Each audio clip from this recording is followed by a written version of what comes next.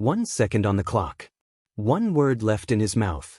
And then, in front of a live studio audience and everyone watching at home, Mark Labbett simply walked away. If you know the chase, you know that moment shouldn't be possible. The beast doesn't lose his composure.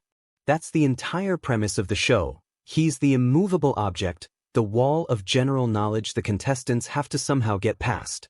So when that wall cracked, even for a few seconds, it became the kind of clip that spreads before the episodes even finished airing. Let's set the scene properly, because the build-up matters here. 4 contestants had made it to the final chase: a primary school teacher, a retired civil servant, a PhD student, and a housewife, none of them professional quizzers, all of them just ordinary people hoping to walk away with a share of £17,000. They'd built their total up to 19, which on paper doesn't sound like an enormous number to chase down. But anyone who's watched this show knows 19 in the final chase is not a formality. It's a genuine target, and everyone in that studio knew it.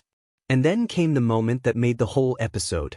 With the clock bleeding down to its final second and one question standing between him and victory, Mark didn't have an answer ready. What came out of his mouth instead was cheese. Not confidently. Not as a joke. Just blurted, almost reflexively, the way you say something under pressure when your brain simply runs out of road. It's worth sitting in that second for a moment, because there's something quietly human about it. This is a man whose entire professional identity is built on having the answer. Contestants sit across from him precisely because he almost always does. And here he was, live on television, guessing a dairy product with less than a second remaining. You could feel how exposed that moment was. Not scripted exposed. Genuinely caught out exposed. The answer wasn't right, of course. And the team knew it instantly. That particular kind of realization, the beat where contestants understand they've actually won before the show has confirmed it, is one of the most electric things live game shows can produce, and this was no exception. There's a specific kind of noise a studio makes in that instant, somewhere between disbelief and celebration, and you could hear it building even before Bradley Walsh said a word. What happened next is really the heart of this whole story. Mark didn't stay to soak it in. He offered the team a short, gracious "well played, guys," and then he left the set entirely, mid-celebration, while the contestants were still absorbing what they'd just done. Bradley, ever the ringmaster, narrated the exit almost in real time, noting with a kind of amused disbelief that the big bad boy of quizzing had lost his cool completely and stormed off before the dust had even settled. That single line from Bradley did a lot of work. It framed the walk-off not as something alarming, but as something almost affectionately human, a rare crack in the armor of a man who spends every episode being unbeatable. And that framing mattered, because it shaped how the audience at home was going to interpret what they'd just seen.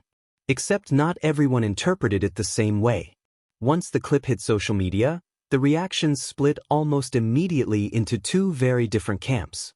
Some viewers took it completely at face value, calling him a sore loser and running with the idea that competitive pride had genuinely gotten the better of him in front of millions of people. Others weren't buying the sincerity of it at all, suggesting the exit looked far too clean, far too performed, to be a real loss of composure, more of a bit for the camera than an authentic reaction. And somewhere in the middle sat a third group who simply couldn't quite process that it had happened at all, replaying the clip in disbelief, unsure whether they'd actually just watched the beast walk off his own show. That disagreement online is almost more interesting than the walk-off itself, because it says something about how audiences have started watching reality and quiz television more broadly, with one eye on what's happening and another eye permanently searching for the seams, wondering what's genuine and what's been shaped for effect.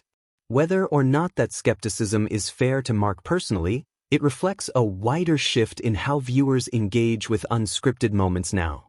Nothing gets taken purely at face value anymore.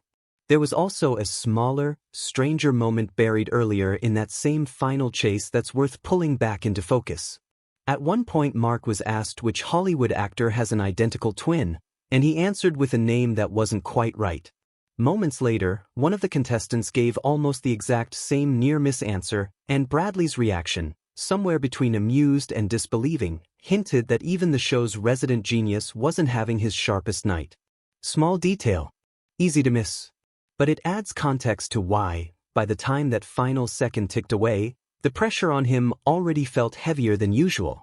So maybe the walk-off wasn't really about one missed answer at all. Maybe it was the accumulation of a rougher night than viewers are used to seeing from him, landing all at once in front of a live audience with nowhere to hide. Whether you read it as a rare human moment of frustration or a knowing bit of showmanship probably says as much about how you watch television as it does about what actually happened in that studio. Either way, people are still talking about it. What did you make of the exit? Genuine frustration? Or the beast simply giving the cameras exactly what they wanted?